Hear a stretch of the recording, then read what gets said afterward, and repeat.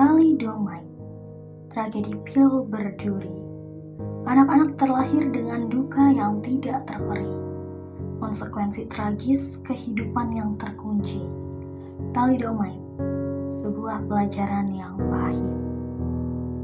Ini adalah bumi yang indah, ciptaan Allah Subhanahu wa Ta'ala yang luar biasa. Allah Subhanahu wa Ta'ala menciptakan segala sesuatu dengan hikmah dan kebijaksanaannya, termasuk manusia yang merupakan makhluknya yang paling mulia. Namun di balik keindahan ini, terkadang terjadi tragedi yang menguji iman dan kesabaran manusia, seperti yang terjadi dalam tragedi Thalidomide. Tragedi Thalidomide merupakan salah satu tragedi besar dalam pencemaran obat-obatan. Apa penyebab utama tragedi ini? Bagaimana dampaknya? Lalu bagaimana peran masyarakat dan pemerintah dalam menangani tragedi tersebut? Dan apa yang dapat kita pelajari dari dampak tersebut? Haddatsana Muhammad bin al-Musanna, haddatsana Abu Ahmad Az-Zubair, haddatsana Umar bin Sa'id bin Abi Husain, qala haddatsani Atha bin Abi Rabahin an Abi Hurairah radhiyallahu anhu an-Nabi sallallahu alaihi wasallam qala ma anzalallahu da'an illa anzala lahu shifaan. Telah menceritakan kepada kami Muhammad bin al-Mutsana, telah menceritakan kepada kami Abu Ahmad Az-Zubair, telah menceritakan kepada kami Umar bin Sa'id bin Abu Husain, dia berkata, telah menceritakan kepadaku Atta bin Abu Rabah dari Abu Hurairah radhiyallahu anhu dari Nabi sallallahu alaihi wasallam. Beliau bersabda, Allah tidak akan menurunkan penyakit melainkan menurunkan obatnya juga. Hadis riwayat Bukhari. Thalidomide merupakan sebuah obat konvensional yang semula dianggap sebagai harapan untuk meredakan mual dan insomnia pada perempuan hamil. Namun ternyata menyebabkan bencana kemanusiaan yang mengerikan pada tahun 1950-an dan 1960-an. Obat ini dipercaya aman untuk dikonsumsi, tetapi ternyata mengandung bahaya yang belum terdeteksi. Thalidomide merupakan campuran rasamat dari dua isomer, R-thalidomide yang efektif meredakan mual pada ibu hamil dan S-thalidomide yang teratogen atau berdampak negatif pada janin selama kehamilan. Dalam suatu hadis, untuk menghindari racun atau zat pencemar adalah dengan mengonsumsi kurma sebagai obat penawarnya. Berikut bunyi hadis tersebut. Man akala sab'ata maratin mimma bayna labataiha hina yusbihu lam yadurrahu summa hatta yumsiha. Siapa yang makan 7 butir kurma yang berasal dari Madinah ketika pagi, maka racun-racun tidak akan membahayakannya sampai sore. Hadis riwayat Muslim. Sebagai seorang muslim, kita diajarkan untuk menghargai dan memelihara kehidupan orang lain sebagai karunia dari Allah Subhanahu wa Ta'ala. Allah berfirman dalam surah Al-Maidah ayat 32, A'udzu billahi minasy syaithanir rajim. Bismillahirrahmanirrahim.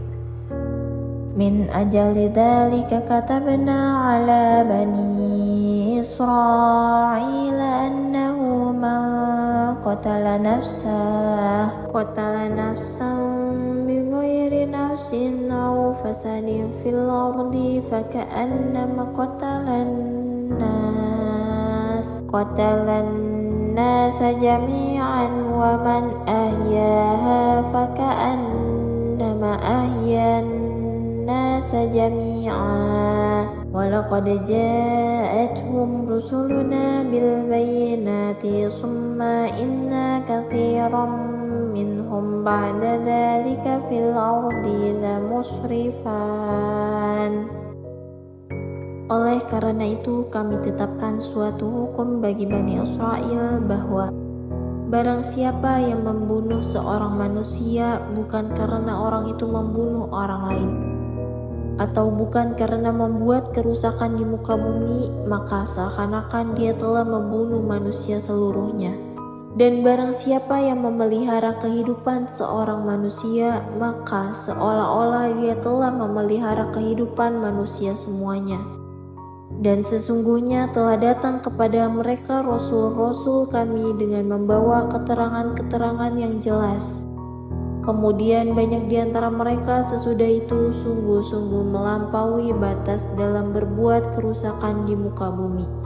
Quran Surah Al-Maidah ayat 32. Kasus thalidomide merupakan salah satu pencemaran obat berdasarkan zatnya, di mana pencemaran ini disebabkan oleh zat teratogenik, yaitu sebuah zat yang menyebabkan kelainan perkembangan janin saat dikonsumsi oleh ibu hamil, sehingga menghasilkan kondisi yang dikenal sebagai dysmelia.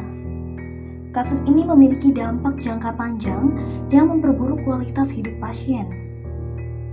Dalam Islam, kita dianjurkan untuk menjaga dan melindungi kehidupan, terutama kehidupan yang masih dalam proses pembentukan, seperti janin dalam kandungan. Kasus thalidomide menjadi sinyal keras bahwa kita perlu lebih waspada terhadap zat-zat yang dapat mencemari obat-obatan dan memperhatikan dampak jangka panjang yang mungkin timbul. Ribuan ibu hamil yang mengonsumsi thalidomide mengalami dampak mengerikan. Anak-anak mereka lahir dengan cacat fisik yang mengubah hidup mereka selamanya. Tragedi ini bukan hanya mengenai fisik, namun juga meninggalkan bekas luka yang mendalam di hati para orang tua dan keluarga yang terkena dampaknya. Setelah terbukti bahwa thalidomide memiliki hubungan dengan kelainan pada bayi yang mendalam, tindakan tegas pun diambil. Obat ini ditarik dari pasaran di berbagai negara sebagai langkah preventif untuk melindungi kesehatan masyarakat. Namun, lebih dari itu, kasus ini menjadi pemicu perubahan besar dalam regulasi obat-obatan di banyak negara. Tragedi thalidomide membuka mata kita terhadap kebutuhan akan regulasi yang lebih ketat dan perlindungan yang lebih besar terhadap konsumen. Negara-negara mulai menerapkan uji klinis dan persyaratan yang lebih ketat sebelum suatu obat diizinkan beredar untuk umum. Hal ini tidak hanya sebagai respon terhadap kesalahan masa lalu, tetapi juga sebagai bentuk komitmen untuk mencegah terulangnya tragedi serupa di masa depan. Dalam Islam, kita diajarkan untuk memetik hikmah dari setiap cobaan dan kesalahan. Tragedi thalidomide, meskipun menyakitkan, telah membawa perubahan yang signifikan dalam melindungi kesehatan masyarakat. Semoga kita senantiasa bersyukur atas pelajaran yang diambil dari setiap ujian dan berupaya menerapkan perubahan positif dalam langkah-langkah kehidupan kita. Kita bersyukur atas keajaiban ciptaan Allah yang indah.